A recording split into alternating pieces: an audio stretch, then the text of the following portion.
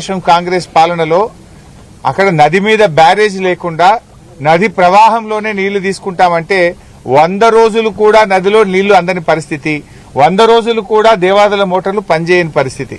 కానీ కేసీఆర్ గారు బాగా ఆలోచించి సమ్మక్క బ్యారేజీని కట్టిన తర్వాత సంవత్సరంలో 365 రోజులు దేవాదుల నుంచి నీళ్లు తీసుకునే విధంగా బీఆర్ఎస్ ప్రభుత్వం పనిచేసింది. ఇలా సమ్మక్క బ్యారేజ్ కట్టడం వల్లనే 365 రోజులు దేవాదుల పంపింగ్ చేసుకునే అవకాశం వచ్చింది.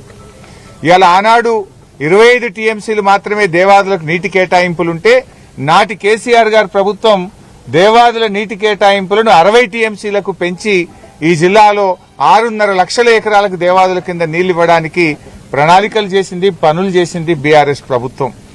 ఉమ్మడి ఆంధ్రప్రదేశ్ లో అంటే 15 ఏళ్ల తెలుగుదేశం కాంగ్రెస్ రెండు ప్రభుత్వాలు కలిపి దేవాదుల కింద ఇచ్చిన ఆయకట్టు కేవలం 47,000 ఎకరాలు. కానీ బీఆర్ఎస్ ప్రభుత్వం వచ్చిన తర్వాత ఆ ఆయకట్టును 3,17,000 ఎకరాలకు మేము పెంచాం. 47,000 ఎకరాల నుంచి దేవాదుల ఆయకట్టును బీఆర్ఎస్ హయాంలో 3,17,000 ఎకరాలకు మేము పెంచడం జరిగింది. మరి 2.5 ఏళ్లైంది కాంగ్రెస్ గవర్నమెంట్ వచ్చి, ఒక్క ఎకరానికి అదనంగా నీళ్లు ఇచ్చిండ్రా? ఉన్న మోటార్లు కూడా మీకు నడపచేతనైతలేదు. పోయిన సంవత్సరం మీ అందరికీ తెలుసు బీఆర్ఎస్ పోరాటం చేసింది. భీమ్ గన్పూర్ దగ్గర యాసంగి సీజన్ లో మోటార్లే ఆన్ చేయలే.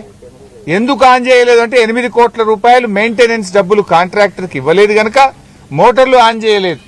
లక్షలాది ఎకరాల్లో పోయిన సంవత్సరం వరంగల్ జిల్లాలో పంట నష్టానికి కారణం కాంగ్రెస్ పార్టీ నిర్లక్ష్యం, ఈ జిల్లాలో ఉండే మంత్రులు, ఈ జిల్లా కాంగ్రెస్ నాయకుల నిర్లక్ష్యం వల్ల దేవాదుల మోటార్లు ఆన్ చేయలేదు. 8 కోట్ల రూపాయలు లేవా? 8 కోట్లు మెయింటెనెన్స్ కి ఇవ్వకపోవడం వల్ల మోటార్లు ఆన్ చేయలే. బీఆర్ఎస్ పోరాటం చేస్తే 45-50 రోజుల తర్వాత అప్పుడు 8 కోట్లు ఇచ్చి మోటార్లు ఆన్ చేసింది. 45-50 రోజుల్లో ఎన్ని నీళ్లు లిఫ్ట్ చేస్తుండే, ఎన్ని లక్షల ఎకరాలకు నష్టం చేసిండ్రు? దాదాపు 700-800 కోట్ల రూపాయల పంట నష్టం గత సంవత్సరము జరిగింది. ఇప్పుడు కూడా మా బాధ ఏంటంటే మీరే సాక్ష్యం, లోపల పోయి చూస్తే 3 మోటార్లకు 3 స్విచ్ ఆఫ్ ఉన్నాయి. యాసంగి పంట లక్షల ఎకరాల్లో వరంగల్ జిల్లాలో, కరీంనగర్ జిల్లాలో వరి సాగు చేస్తా ఉన్నారు. ఎందుకు మోటార్లు బంద్ చేసినారు? ఇది నిర్లక్ష్యం కాదా? ఈ టైంలో మోటార్లు బంద్ చేస్తారా? నదిలో నీళ్లున్నాయి, చూస్తే దేవన్నపేట పంప్ హౌస్ లో 3 మోటార్లు బంద్ ఉన్నాయి. గతంలో కూడా మంత్రులు వచ్చి హెలికాప్టర్ వేసుకొని వచ్చి ఈయనే వంటాం, ఈయనే ఉంటాం, మోటార్లు ఆన్ చేసిపోతామని ఉత్తగానే పోయినరు. తర్వాత ఏదో స్టార్ట్ చేసిండ్రు, 2 రోజులకే మోటార్లు ఆ టనల్లో లీకేజ్ వచ్చింది, బంద్ పెట్టిండ్రు. పోయిన సంవత్సరం 60,000 ఎకరాల పంట ఎండిపోయింది. ఇప్పుడు ఈ సంవత్సరమైనా సరిగిస్తారంటే ఇప్పుడు కూడా మోటార్లు బందే ఉన్నాయి. ఇది పూర్తిగా ఈ ప్రభుత్వం కట్టింది లేదు, కొత్తగా తవ్వింది లేదు, ఉన్న ప్రాజెక్టును నడపచేతగాక వరంగల్ జిల్లా రైతాంగం యొక్క నోరు కొడుతున్నది నేటి కాంగ్రెస్ ప్రభుత్వం. అంటే సమ్మక్క బ్యారేజ్ కట్టింది మేము, ఫేజ్ 1 ఫేజ్ 2ను పూర్తి చేసింది మేము, ఫేజ్ 3లో లాంగెస్ట్ టన్నెల్ ను, డీపెస్ట్ పంప్ హౌస్ ను నిర్మించింది మేము. కానీ ఈ ప్రభుత్వం కనీసం నడపలేకపోతా ఉంది. ఇలా బీఆర్ఎస్ హయాంలో 7,300 కోట్ల రూపాయలు దేవాదుల ప్రాజెక్టు మీద మేము ఖర్చు పెట్టాం. 7,300 కోట్లు ఖర్చు పెట్టాం. ఈ ప్రాజెక్టులో 80% పైగా పనులు పూర్తి చేసినాం. 80% పైగా పూర్తి చేసినాం. 47,000 ఆయకట్టును 3,17,000 ఎకరాలకు ఆయకట్టు పెంచాం. భూసేకరణ 33,000 ఎకరాలు ఈ ప్రాజెక్టుకు అవసరం ఉంటే 30,000 ఎకరాల భూసేకరణ బీఆర్ఎస్ హయాంలో పూర్తి అయిపోయింది. ఇక ఉన్నదెంత? 3,000 ఎకరాలు. 3,000 ఎకరాలు భూసేకరణ చేస్తే 1,000-2,000 కోట్ల రూపాయలు ఖర్చు పెడితే దాదాపు 2,40,000 ఎకరాలకు ఇంకా ఆయకట్టు వస్తుంది. 2.5 సంవత్సరాలు అయింది, 200 కోట్లన్న ఖర్చు పెట్టిందా? ఎందుకు దేవాదుల మీద నిర్లక్ష్యం చేస్తున్నారు? బీఆర్ఎస్ పార్టీ ఏమో 7,300 కోట్లు ఖర్చు పెట్టి 3,17,000 ఎకరాలకు నీళ్లు ఇచ్చింది. 80% ప్రాజెక్టులు బీఆర్ఎస్ పూర్తి చేసింది. మరి 2.5 సంవత్సరాలైంది కాంగ్రెస్ ప్రభుత్వం వచ్చి. మరి కాంగ్రెస్ ప్రభుత్వం చెప్పిన మాటలు విని ప్రజలు మిమ్మల్ని గెలిపించారు ఈ జిల్లాలో. మరి మీరు గెలిచిన పాపానికి రైతులకు శాపం ఎందుకు? ఉన్న మోటార్లు ఎందుకు నడపరు? కొత్తగా ఆయకట్టు ఎందుకు క్రియేట్ చేయరు? భూసేకరణ ఎందుకు జరగడం లేదు? 33,000 ఎకరాల్లో 30,000 ఎకరాలు బీఆర్ఎస్ హయాంలో పూర్తయింది.